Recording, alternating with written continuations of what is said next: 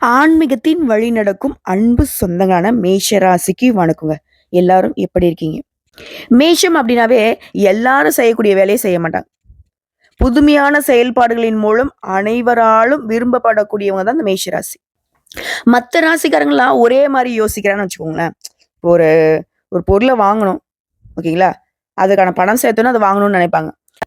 ஆனா மேஷ ராசிக்காரங்க புதுமையான சிந்தனைக்கு சொந்தக்காரங்க இல்லையா? இவங்க மனசு வந்து புதுசு புதுசா யோசிச்சுட்டே இருக்கும். ஃபர்ஸ்ட் வந்து வாங்கலாம்னு பிளான் பண்ணுவாங்க. அந்த காசை வந்து பார்த்தீங்கன்னாக்க, அந்த பொருள வாங்க போயிட்டு, திடீர்னு வந்து பார்த்தீங்கன்னாக்கா, அத செலவு பண்றத விட ஏதாவது இன்வெஸ்ட் பண்ணலாம் அப்படின்ற மாரி யோசிப்பாங்க. ஸோ, பல வகைகள்ல அந்த பணத்த பெருக்குறதுக்கு இவங்க வந்து முற்படுவாங்க. பிசினஸ் பண்றதுக்குலாம் மேஷ ராசி அடிச்சுக்க ஆட்களே கிடையாது. ஏன்னா, கடினமான உழைப்புக்கு சொந்தக்காரங்க. நேரம் காலம் பார்க்க மாட்டாங்க. ஊர் உலகம் ஃபுல்லா சுத்தி மார்க்கெட்டிங் பண்ணணுமா, ஊர் உலகம் ஃபுல்லா சுத்தி பிசினஸ்க்கான அலையணுமா, அலைவாங்க. முடிவுல மேஷம் எதிர்பார்க்கறது என்ன தெரியுமா? வெற்றி. இதுக்காக நான் எவ்வளவு கஷ்டப்பட்டாலும் பரவாயில்ல. அதே மாதிரி இவங்களோட தோற்றம் எப்படி இருக்கும் தெரியுமா? இவங்களுடைய புன்னகை வந்து பூ மாதிரி இருக்கும். ஒரு பூ சிரிச்சா எப்படி இருக்கும்? அந்த மாதிரியான முகபாவங்களும், எடுத்த காரியத்தை எப்படியாவது முடிச்சிடணுங்கிற அபார சக்தியும். ஊரே ஒரு குடையின் கீழ நின்னா, அதுக்கெல்லாம் பயப்பட மாட்டேன். இங்க ஏன் நிக்கணும்? அப்படின்னு மாத்தி சிந்திக்கக்கூடியவங்க. அஞ்சாம போராடி வெற்றி பெறக்கூடிய வேங்கைக்கு இணையானவங்க. தன்மானம் உடையவங்க. யாரையும் சார்ந்து ஒரு நாளும் வாழ மாட்டாங்க. இதுதான் மேஷம். இதனால பல பேர் சொல்லுவாங்க, அட இவனா, நீ பாரு 10 பைசா இல்லைனாலே கௌரவத்துக்கு ஒன்றும் குறைச்சல. இப்படிலாம் மற்றவங்க பேசுவாங்க. அதை பத்திலாம் அவசியமே கிடையாது. 10 பைசா இல்லைனாலும் பரவாயில்ல, நான் உங்ககிட்ட வந்து நிக்கல, இதுதான் நாங்க, இல்லைங்களாங்க? ஸோ இப்படிப்பட்ட குணம் கொண்ட மேஷத்திற்கு 38 ஆண்டுகளுக்கு பிறகு எதிர்பாராத 12 முக்கிய திருப்பங்கள் வந்துட்டு மேஷராசியோட வாழ்க்கையில காத்துட்டு இருக்கு. திருப்பங்கள் அப்படின்னாக்க நம்மள இப்படி ஒரு திருப்பு அப்படி ஒரு திருப்பி திருப்பி நம்ம வாழ்க்கையை சுத்தம் முடிச்சு விடுறது கிடையாதுங்க. ஒரு மாதிரி கஷ்ட நிலையில போயிட்டு இருக்கோம், கடினமா உழைச்சிக்கிட்டு இருக்கோம், அதற்கான ரிசல்ட் கிடைக்காத விஷயங்களுக்கு ஒரு நல்ல திருப்பம்னு வச்சுக்கோங்களேன். ஸோ இதனால ஆல்ரெடி சொன்னேன் இல்லைங்களா, மேஷராசியை பொறுத்த வரைக்கும் எல்லாருமே என்னன்னா, உங்களுடைய கௌரவத்தை கூட அவங்க என்ன நினைப்பாங்கன்னா, ஆமா பெரிய கௌரவம் அப்படின்னு பேசுவாங்க. ஆமா பெருசா இவன் செஞ்சுட்டான், இப்படிலாம் பேசுவாங்க. ஏன்னா அவங்களால செய்ய முடியாத வேலையை மேஷம் செய்யும். அவங்களால கடைபிடிக்க முடியாத ஒழுக்கத்தை நீங்க கடைபிடிப்பீங்க. ஸோ இப்படிப்பட்ட நிலையில இருந்தாலும், இந்த திருப்பங்கள் அப்படிங்கிறது அவங்களுக்கு இன்னும் சொந்த பந்தங்கள்லாம் நல்லாவே பொருளை பேசக்கூடிய அளவுக்கு அவங்களுக்கு நீங்க கன்டென்ட்ட குடுக்க போறீங்க. அந்த அளவுக்கு நல்லா இருக்க போறீங்க. ஏகபோக வாழ்க்கைக்கு 2 கிரகங்கள் பொறுப்பேற்கிறாங்க. நீங்களே ஆச்சரியப்படுவீங்க. இப்போ ஒருத்தர் வந்து எப்ப பாரு வந்து பார்த்தீங்கன்னாக்க நம்மள ஏதாவது ஒண்ணு கெடுக்கணும், அழிக்கணும்னு நினைச்சிட்டு இருக்கான்னு வச்சுக்க. திடீர்னு அவன் நம்முடைய முயற்சிக்கு உறுதுணையா நிக்கிறான். நம்முடைய வெற்றிக்கு அவன் ஒரு சின்ன காரணமா இருக்கான். இல்ல நம்மளோட வெற்றிக்கு அவன் தான் காரணமா இருக்கான். அப்படின்னு நமக்கு ஆச்சரியமா இருக்கும் இல்லையா? அப்படிதான். அப்படி நம்ம ஆச்சரியப்படக்கூடிய அளவுக்கு 2 கிரகங்கள் தான் உங்களுக்கு பலன் குடுக்குறாங்க. அது யாரு என்னங்கிறத இப்ப தெளிவா பார்க்கலாங்க. அதாவது நமக்கு நடக்கூடிய நல்லதுக்கு, கெட்டதுக்கும் வந்து பார்த்தீங்கன்னா, நவகிரகங்களுடைய அமைப்பை வச்சு ஜோதிடத்துல நாங்க வந்து உங்களுக்கான பலன்கள கணிப்போம். சரிங்களா? அதே மாரி அ உங்க ஜாதகத்த வச்சு பார்க்குற மாதிரியே, இந்த பெயர்ச்சிகளும் வந்து அதாவது கிரகங்களுடையோட பெயர்ச்சியுமே வந்து பார்த்தீங்கன்னா, முக்கியமான விஷயம். இது எல்லாருக்கும் தெரிஞ்சது தான். ஒரு கிரகம் அப்டின்னாவே, நம்ம எப்படி ஒரு இடத்துலருந்து ஒரு இடத்துக்கு நகர்ந்துகிட்டே இருக்கோமே, அதே மாதிரி தான். ஒவ்வொரு கிரகங்களும் ஒவ்வொரு குறிப்பிட்ட கால இடைவெளியில நாளுக்கு நாளுக்கு மாறுறவங்க இருக்காங்க.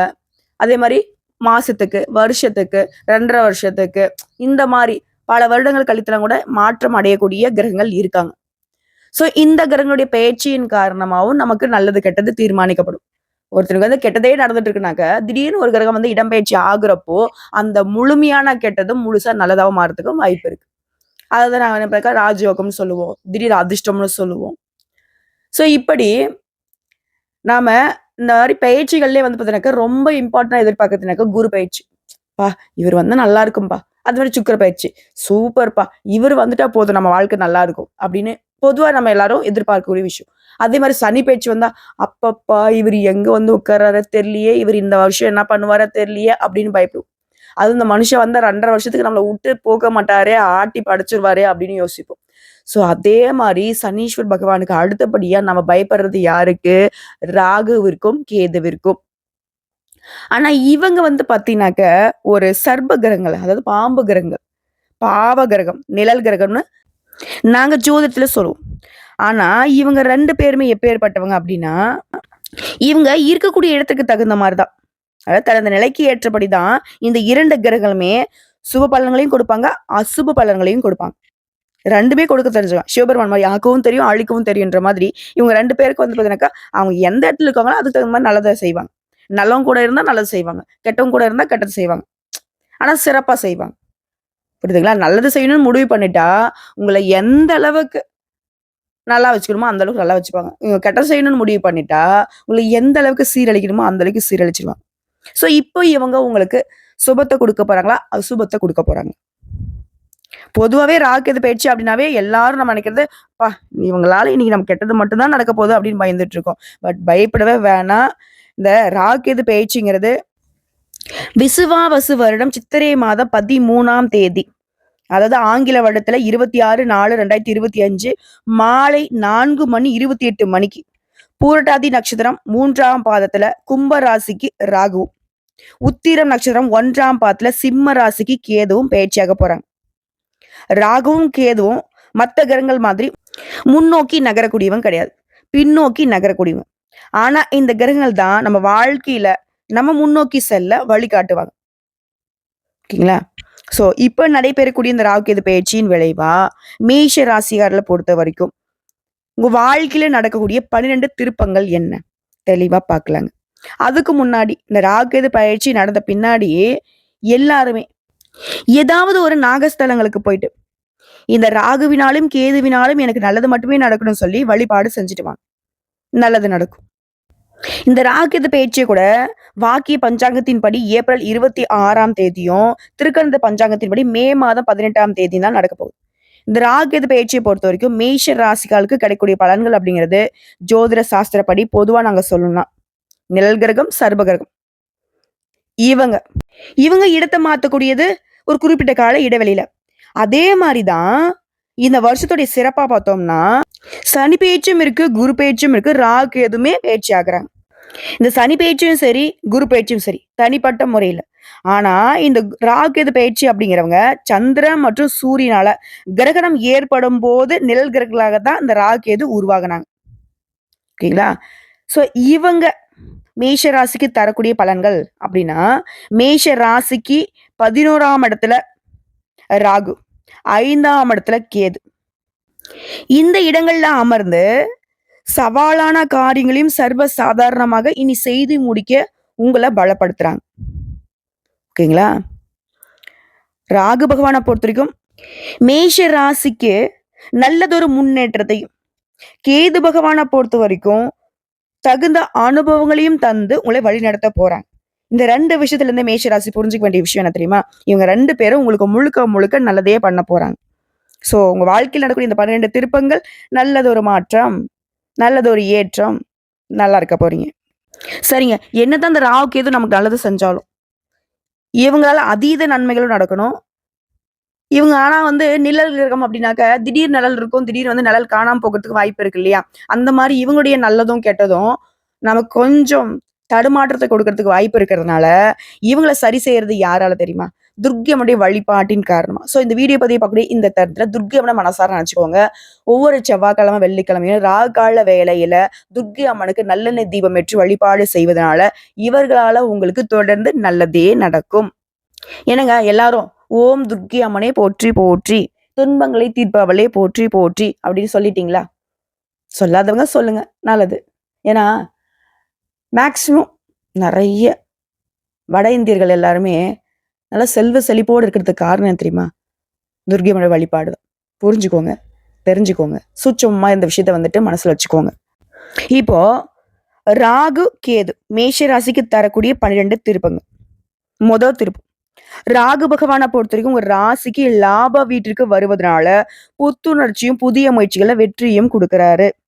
2வதா பணவரவை கொடுக்கறதும், வீண் செலவுகளை கட்டுப்படுத்துறதும், அதிக வட்டி கடன்களை அடைத்து முடிக்கிறதுக்கும் வழிகாட்டுறாங்க. இப்ப 3வது திருப்பம். சவாலான காரியங்களுமே சர்வ சாதாரணமாக இனி செய்து முடிப்பீங்க.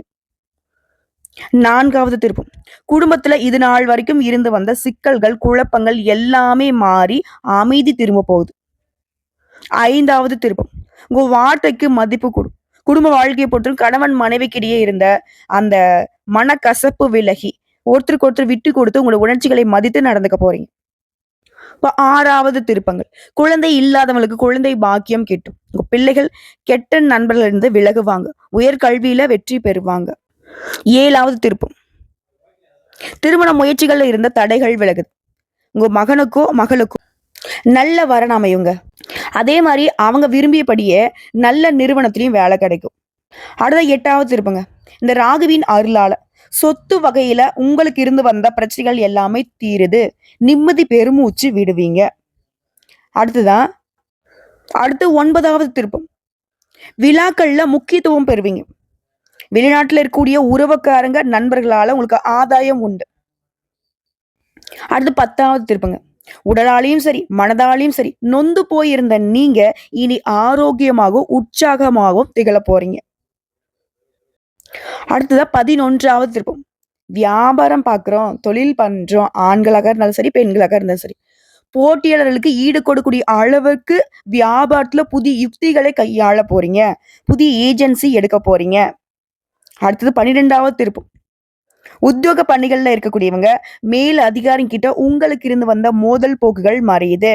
கலைத்துறையில இருக்கிறவங்களுக்கு வேற்றுமொழி வாய்ப்புகள் கிடைக்கும். சம்பள பாக்கிகள் கைக்கு வரும். அதாவது வருமானத்திற்கு குறைவு இருக்காது. நிறைவான பணபாக்கியம் உங்களுக்கு உண்டு.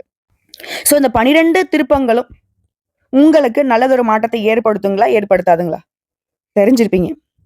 அதே மாதிரி ஞானகரகன்னு சொல்லக்கூடிய கேது 5ஆம் இடத்துல உட்கார்ந்து ஞானம், பக்தி இதெல்லாம் வந்து அதிகமா கொடுக்க போறாரு. ஆன்மீகத்துல நாட்டத்தை அதிகரிக்க போறாரு. கோயில் கட்டுறது, உழவார பணி போன்றவற்றில ஈடுபடுவது, அது சம்மந்த விஷயங்கள்ல கலந்துக்கிறது, இப்படி உங்கள வந்துட்டு ஒரு மாரி ஒரு பக்தி மயமா வச்சுக்க போறாரு. அதே மாதிரி பூர்வீக சொத்துக்கள்ல வில்லங்கள் ஏற்பட்டு, அத வந்து நீங்க ஒரு மாதிரி உங்களுடைய அனுபவ அறிவால சமாளிக்கக்கூடிய சக்தியும் இவரே குடுப்பாரு. பிள்ளைகள் மீது ஆரோக்கியத்துல சற்று அக்கறை எடுத்துக்கோங்க. உத்தியோகம் மற்றும் கல்வியின் பொருட்டு பிள்ளைகள் வந்து உங்கள பிரிந்து செல்வதற்கு வாய்ப்பு இருக்கு. அவங்களுடைய திருமண விஷயத்திலயுமே அவசரம் கூடாதுங்க. ஜாதகத்த நல்லா ஆராய்ந்து பார்த்து அதுக்கப்புறம் தான் அவங்களுக்கு திருமணம் நடத்தி வைக்கக்கூடிய செயல்லயே நீங்க இறங்குறது அவசியம். அதுவே கர்ப்பிணி பெண்களா இருக்கீங்க அப்படின்னாக்கா, நீண்ட தூர பயணங்களை தவிர்க்கிறது நல்லது. அதிகமான எடையை தூக்கக்கூடாது. அதே மாதிரி மருத்துவருடைய ஆலோசனைகள் இல்லாம எந்த ஒரு மருந்துமே எடுத்துக்கூடாதுங்க. இது வந்து கர்ப்பிணி பெண்களுக்கு மட்டும் இல்ல. மேஷராசியில இருக்கக்கூடிய ஒவ்வொரு நட்சத்திரத்துக்கும் ஆண்களுக்கும் சரி, பெண்களுக்கும் சரி, சின்னவங்களோ பெரியவங்களோ. சரிங்களா? அதே மாதிரி உங்கள பத்தி வீண் வதந்திகள் வந்து நீங்கும். ஆழ் மனதுல எப்பவுமே ஒரு மாதிரி பயம், பதட்டம், சந்தேகம் இது மாதிரி இருந்துகிட்டே இருக்கும். உறவுக்காரங்க ஒரு சிலர் வந்து உங்களுக்கு வந்து பகையாகலாம். தாய் மாமா வழியில சங்கடங்கள வந்து நீங்கும். பூர்வீக சொத்து பிரச்சனைகள் கொஞ்சம் நிதானத்த கடைபிடிங்க. பேசி தீர்க்க பாருங்க. வியாபாரத்துல பாக்கிகள் வசூலாகும். கூட்டு தொழில பங்குதாரர்களுக்கு இடையே நிலை வந்த பனிப்போர் நீங்குது. உத்தியோகத்துல வெகு நாட்களாக நீ எதிர்பார்த்த பதவி உயர்வு, சம்பள உயர்வு கண்டிப்பா கிடைக்கும். சோ ராகு பகவான் முழுக்க முழுக்க நல்லத பண்ணாலும், கேது பகவான் என்ன பண்றாரு, கொஞ்சம் உங்கள பதட்டத்துல வச்சுக்கிறாரு. ஆனா பாதிப்பை ஏற்படுத்தல. உங்களுக்கு ஒரு அனுபவத்த குடுக்குறாரு. நான் முன்னாடியே சொன்ன மாரி தான். புரியுதுங்களா? அதாவது லாபஸ்தானத்துல இருக்கக்கூடிய ராகு பொருளாதாரத்த மேம்பட வைக்கிறார். தொழில முன்னெடுத்து ஏற்படுத்த வாடகை கட்டடத்துல நடைபெற்றிருந்த உங்கள தொழில வந்து சொந்த கட்டடத்துல மாற்றத்துக்கான முயற்சிகள கைக்கூடி வர வைக்கிறாரு. தொழிலை விரிவு செய்ய நீங்க எடுக்கக்கூடிய முயற்சிகள ஒத்துழைப்பு கிடைக்கும். உத்தியோகத்துல பதவி உயர்வு தானா வந்து சேரும். அது பஞ்சமஸ்தானத்துல சஞ்சாரம் பண்ணக்கூடிய கேதுவினால உங்க மனசுக்கு மகிழ்ச்சியை தரக்கூடிய நிறைய சம்பவங்கள் நடைபெற போகுது. இது தவிர இந்த ராகுடைய சஞ்சாரம் அப்படிங்கிறது எண்ணற்ற நன்மைகளை பெறுவதற்கான யோகத்தையும் கொடுத்திருக்குங்க. அதாவது ராகு பகவான் பொறுத்தவரைக்கும் 12ஆம் இடத்துக்கு வராரு இல்லையா? அதாவது போகஸ்தானம். கேது பகவான் அமரக்கூடிய இடம் சத்ருஸ்தானம். ராசிக்கு 12ஆம் வீட்டுல அடி எடுத்து வைக்கக்கூடிய ராகுவினால மனதளவுல தன்னம்பிக்கை மேம்படுது, தெளிவு பிறகுது. மத்தவங்களுடைய தேவைகளை நீ நிறைவேற்றி வைக்கக்கூடிய அளவுக்கு உங்களுடைய நிலையில உயர்வு இருக்குது. குடும்பத்துல சாதகமான சூழ்நிலை ஏற்பட போகுது. கணவன் மனைவிக்கிடையே புரிதல் அதிகமாகும். தடைப்பட்ட சில வரவுகள் கூட இப்ப சாதகமா முடிஞ்சு வருங்க. ஆன்மீக பணிகள்ல நாட்டம் அதிகமா கொடுக்குறாரு. எதிர்பாராத சில உதவிகள் மூலம் மாற்றமான அனுகூலமான சூழ்நிலை அமைச்சு கொடுக்குறாரு. புதுசா சொத்து வாங்குவதில் ஆர்வம் ஏற்படும். நீண்ட தூர பயண வாய்ப்புகள் கைகூடி வரும். வெளி மாநில புண்ணிய ஸ்தலங்களுக்கு போயிட்டு வருவதற்கான சூழ்நிலை இருக்கு. பூர்வீக சொத்து பிரச்சனைகளுக்கு உங்களுக்கு தீர்வு கிடைக்கும். ஆனா எக்காரணத்தை கொண்டும் மத்தவங்க கிட்ட எந்த ஒரு எதிர்பார்ப்பையும் வைக்காம நீங்களே உங்களுடைய வேலையை பார்த்துக்கிறது நல்லது. அது மாதிரி வண்டி வாகன பயணங்கள்ல கவனம் வச்சுக்கோங்க. ராசிக்கு 6ஆம் இடத்துல அடி எடுத்து வைக்கக்கூடிய கேதுவினால பிரச்சனை எதுவாக இருந்தாலும் அதுல ஒரு தெளிவை கொடுத்துருவாரு. சந்தேக உணர்வுல இருந்து பிரிந்து போன தம்பதிகள் கூட மீண்டும் ஒன்றிணைவதற்கான வாய்ப்பை ஏற்படுத்துறாரு. குழந்தையுடைய செயல்பாடுகள் நல்ல மாற்றத்தை கொடுக்குறாரு. கோர்ட்டு கேஸ் வழக்குல உங்களுக்கு சாதகமான தீர்ப்பு கிடைக்கும். உங்களுக்கு எதிராக செயல்பட்டவங்க கூட விலகி ஓடுவாங்க. தாய் மாமன் உறவுகிட்ட அனுசரிச்சு நடந்துக்கோங்க. தடைப்பட்ட பணிகளை செய்து முடிச்சுக்க போறீங்க. அதுவரை பூமி மற்றும் மனை சார்ந்த விஷயங்கள்ல சிந்தித்து செயல்படணும். வரவுக்கு ஏற்ப செலவுகள நீங்க தீர்மானிச்சுக்கோங்க. அது மாரி இணையம் வர்த்தகத்துல கொஞ்சம் கவனமா இருங்க. எதிர்ப்புகளால உங்களுக்கு ஏற்பட்டிருந்த பிரச்சனைகள் கட்டாயம் குறையுங்க. அதுவே உடல் ஆரோக்கியம்னு எடுத்துக்கிட்டோம்னாக்க, உடல் ஆரோக்கியத்துல ஏற்ற இறக்கமான சூழ்நிலை அமையும். வெளி உணவுகள முடிஞ்ச அளவுக்கு தவிர்க்கிறது சிறப்பு. அது மாரி உங்களுடைய செயல்பாடுகள்ல இருந்து வந்த சோர்வு விலகுது. தலைவலி, முதுகுவலி சார்ந்த பிரச்சனைகள் குறையும். அடுத்ததா பொருளாதாரம். பொருளாதாரம் தொடர்பான நெருக்கடிகள் குறையுது. ஆடம்பரமான செலவுகளை குறைத்துக் கொள்ளுங்க. சிறு வருமானத்தையுமே சரியான முறையில முதலீடு செஞ்சீங்க அப்படின்னாக்கா, அது பெரிய லாபத்தை ஏற்படுத்தும். விலை உயர்ந்த பொருட்கள்ல கவனம் வேணும். மறதி சார்ந்த பிரச்சனைகள் தோன்றி மறைவதனால, எந்த ஒரு ஆவணத்தையுமே கவனமா கையாளுங்க. இழுபறியான வரவுகள். அதாவது உங்க பணம் வெளியில மாட்டிக்கிட்டு வருமா, வராதான்ற அந்த மாதிரியான பணம் கூட இப்ப கிடைக்கிறதுக்கு வாய்ப்பு இருக்கு. அதே உத்தியோக பணிகள எடுத்துக்கிட்டோம்னாக்க, உயர் அதிகாரிகிட்ட விவேகத்துடன் செயல்பட்டு மாறுபட்ட அணுகுமுறையின் மூலம் மாற்றம் உண்டாகும். நீங்க எதிர்பார்த்திருந்த இடமாற்றம் சாதகமா கிடைக்கும். ஊதிய உயர்வு சிலருக்கு கைகூடி வரும். அலுவலக பணிகள்ல இருந்து வந்த போட்டிகள் மற்றும் தடைகளை வெற்றி கொள்வீங்க. பணி சார்ந்த சில பயணங்கள் மூலம் புதிய வாய்ப்புகளும், அனுபவங்களும் மேம்படுங்க. பணிமாற்ற முடிவுகள்ல சூழலை அறிந்து அனுபவ அறிவை பயன்படுத்தி செயல்படுங்க. சக பணியாளர்கிட்ட தனிப்பட்ட செயல்கள்ல கருத்துக்களை கூறுவதை தவிர்க்கிறது சிறப்பு. அடுத்தா கன்னித்துறையில இருக்கிறவங்களுக்கு பிற நாட்டு நிறுவனங்கள்ல இருந்து நல்ல வாய்ப்புகள் கிடைக்கும். அதாவது ஐடில வேலை பார்க்குறீங்க இல்லையா? அந்த மாதிரியான ஆட்களுக்கு. அடுத்து வியாபாரிகள பொறுத்திருக்கும். புதிய துறை சார்ந்த தேடலோட முதலீடுகள்ல லாபம் அதிகமாகும். சந்தை நிலவரங்களை அறிந்து செயல்படுவது இன்னும் சிறப்பு. அதே மாதிரி நிலுவையில இருந்து வந்த சரக்குகளை விற்று தீர்ப்பீங்க. வித்தியாசமான அணுகுமுறையால போட்டியாளர்களை வெற்றி கொள்வீங்க. இதுவே ஏற்றுமதி மற்றும் இறக்குமதி சார்ந்த பணிகள்ல மேம்பாடு ஏற்படுது.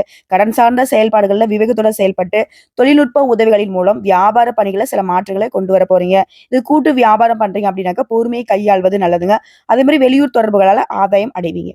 அடுத்த அரசியல்வாதிகளுக்கு நினைத்த சில பணிகள்ல தந்திரமா செயல்பட்டு நினைச்சதை அடைஞ்சிருவீங்க.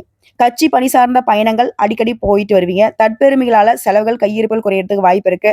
ஒப்பந்த பணிகள்ல கவனத்தோட செயல்படணும். கூட இருக்கிறவங்கள பத்தின புதிய தெளிவு உண்டாகும். புதிய தொழில்நுட்ப கருவிகளால ஏற்றமான சூழல் ஏற்படுது.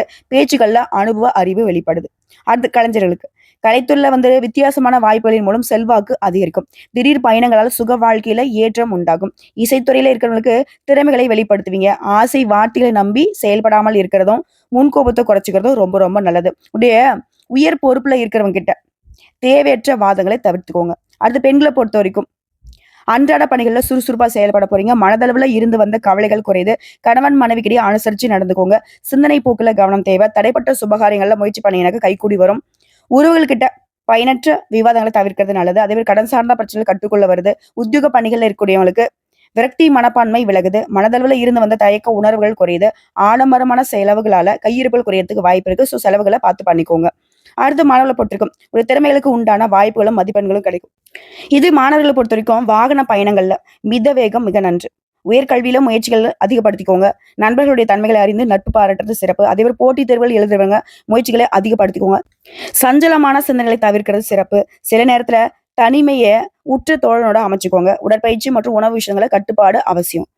நன்மைகள்னு பார்த்தோம்னாக்கா நடைபெறக்கூடிய இந்த ராக்கெது பேச்சினால தடைப்பட்ட வெளியூர் பயண வாய்ப்புகளும் நெருக்கடி கொடுத்துட்டு இருந்த சில இன்னல்களும் மறைய போகுது. தீமைகள்னு எடுத்துக்கிட்டாக்க இந்த ராக்கெது பேச்சினால ஆடம்பரமான பொருட்கள் மீது ஆர்வம் கூடும். கூட இருக்கிறவங்க உங்ககிட்ட போட்டி போடுவாங்க. அந்த மனப்பான்மையை நீங்க விட்டு விலகிறது நல்லது. நீ போட்டி போடுறியா? நான் உங்ககிட்ட போட்டிலாம் போடலப்பா.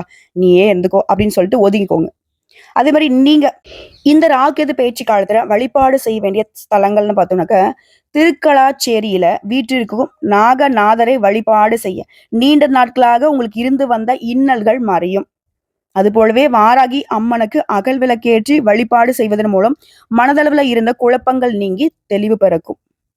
மேலும் ஒரு முறையாவது திருவாரூர் மாவட்டத்துல அமைந்திருக்கக்கூடிய திருப்பாம்புரம் தலத்துக்கு குடும்பத்தோட போயிட்டு வழிபாடு செஞ்சுட்டு வாங்க. அதே மாதிரி ஞாயிற்றுக்கிழமையில ராகு கால வேளையில அருகில் இருக்கக்கூடிய சிவாலயம் சென்று நவகிரக சன்னதியில இருக்கக்கூடிய ராகு பகவானுக்கும் கேது பகவானுக்கும் விளக்கேற்றி வழிபாடு செய்வதனால மேலும் இந்த இரண்டு கிரகங்களுடைய திருவருள்கள் கைகூடி வரணும்னாக்க சதுர்த்தி தினங்கள்ல விநாயகர் பெருமானுக்கு அருகம்புல் சாத்தி வணங்குவதனாலையும் நல்லதே நடக்கும். நல்லது மட்டுமே நடக்கும். இப்போ தனிப்பட்ட முறையில் நட்சத்திர பலன்களுக்கு வந்துட்டு ஒரு வரியில வந்து பலன் சொல்லட்டுங்களா? அஸ்வினி நட்சத்திரம், முயற்சிகளில் வெற்றி பெறுவீங்க. அடுத்துதான் பர நட்சத்திரம், நினைச்சது நடக்கும். மூன்றாவதா கார்த்திகை நட்சத்திரம், மகிழ்ச்சி அதிகரிக்கும். இப்போ முன்னாடி ஒரு பரிகாரம் சொன்னேன் இல்லைங்களா, இந்த திருக்கலாச்சேரி அப்படின்னு சொன்னேன். அது வந்து எங்க இருக்குன்னா, நாகப்பட்டினம் மாவட்டத்துல இருக்குங்க. இந்த ராகுகேது தோஷத்தை நீக்கிறதுக்கே தான் இந்த பரிகாரத்தலம் விளங்குது. ஸோ அங்க வீட்டுக்கூடிய நாகநாத சுவாமி கோயில குடும்பத்தோட போயிட்டு வழிபாடு செஞ்சுட்டு வாங்க, நன்மைகள் உண்டாகும். ஒட்டு மொத்தமா சொல்றேன், 100% மேஷ ராசிக்கு இந்த ராகுவும் கேதுவும் ஒரு வகையிலுமே உங்களுக்கு குறைகளை வைக்கல. உங்களுக்கு என்னென்ன விஷயங்கள் இத்தனை நாளா மறைக்கப்பட்டதோ, தெளிவில்லாம இருந்துச்சோ, அது எல்லாத்தையுமே தெளிவுபடுத்தி உங்க வாழ்க்கையை வந்து பார்த்தீங்கன்னாக்கா பிரகாசமாக மாத்தி வைக்கிறாங்க. வாழ்த்துக்களுங்க. இப்போ வரைக்கும் பார்த்தோம்னா ராகுவும் கேதுவும் உங்களுக்கு துணையா தான் நிக்கிறாங்க.